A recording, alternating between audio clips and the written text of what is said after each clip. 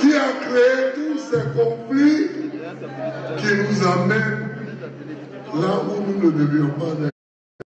Qui a créé tous ces conflits qui nous amènent là où nous ne devions pas être. 18 septembre 2000. Abidjan apprend qu'une tentative de coup d'État a eu lieu durant la nuit. On dit que la résidence du président, Robert Guy, a été attaquée.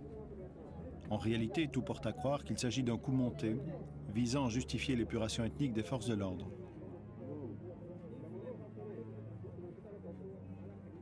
Cet homme faisait partie de la garde présidentielle. Il raconte que dans la nuit du 17 au 18 septembre, des militaires d'Youla ont été appelés à la présidence car, leur a-t-on dit, une tentative de coup d'État était en cours. En réalité, c'était un piège. Ils ont été arrêtés et enfermés dans une prison secrète, la Poudrière. Là, ils ont connu des brutalités inouïes. On est allé directement à la présidence, on a va à la Poudrière, l'enfer sur terre. On a subi toutes sortes de services. On nous a fait, je ne peux pas expliquer. On nous a enroulés dans les barberies, nous chicotés avec des bois frais, des bâtons, des poids, des fers, des marteaux, des bouteilles, des machines. Nous chacun avait un verre d'eau par jour. Si tu as bu ton verre d'eau aujourd'hui, il faut attendre demain pour avoir un verre d'eau. Il n'y a pas de WC, il n'y a pas de noir. On faisait tout sur nous-mêmes là-bas. Tout. Quand tu rentres, c'est comme si tu étais mort. C'est-à-dire, on n'était plus compté.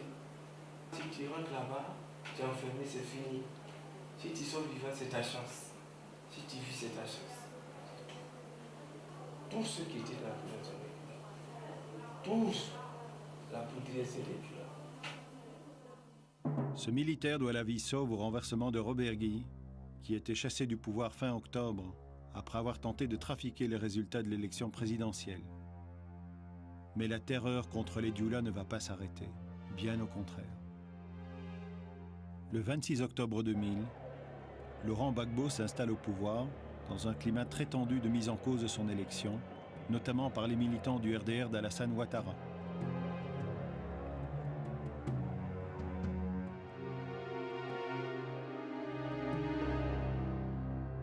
Le lendemain, on découvrait le charnier de Yopougon. Ces cadavres ainsi exposés, atrocement mutilés, sont un message. Le but est de créer un climat de terreur pour faire fuir des populations entières. Mais ce charnier n'est que la partie visible. Et là, pour l'instant, c'est ce qu'on a vu et ce qu'on n'a pas vu. Puisqu'aujourd'hui, on relève à peu près 500 disparitions. Et nous, on ne parle pas de 50 morts, on parle de beaucoup plus. On n'est pas loin de 200. Des centaines de personnes sont raflées.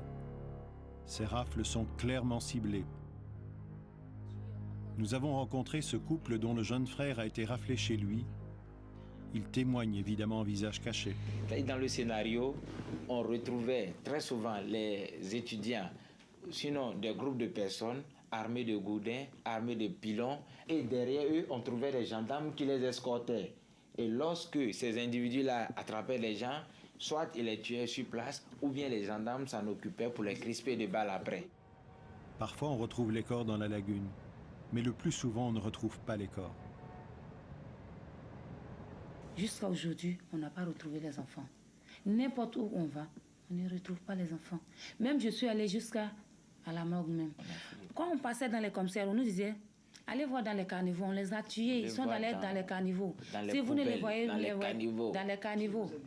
Les policiers, les corps habillés. Les gendarmes et souvent les policiers nous disent, allez voir dans les caniveaux. Si vous ne les voyez pas, dans les poubelles, demandez aux étudiants de la FESI. On peut seulement savoir où se trouvent les corps de nos petits frères, au moins les enterrer dignement. La responsabilité des forces de l'ordre est engagée dans d'autres situations. Même les édifices religieux ne sont pas épargnés. Les assaillants, c'était des jeunes, mais pas du quartier. Et on a même assisté à un moment donné à des scènes de complicité entre la police et les assaillants.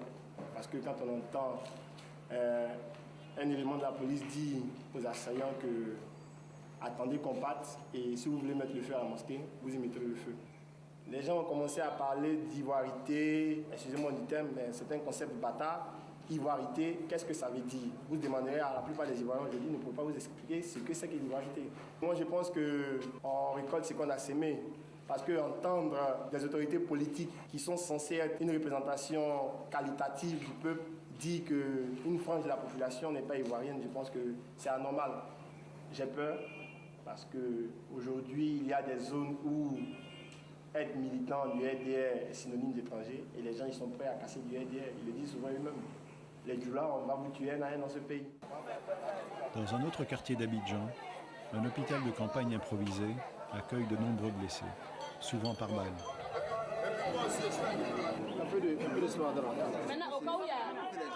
Ils ont fait des barrages, ils font des contrôles des pièces d'identité. Une fois que tu as un nom à consonance nordique, on t'arrête. Si tu dis que tu n'as pas de pièces, on t'arrête. Tu t'appelles Koulibaly, Koné, Traoré, tout ce qui vient même du Nord. Et dans cette situation-là, ils font l'amalgame. Maintenant, ils ne calculent plus.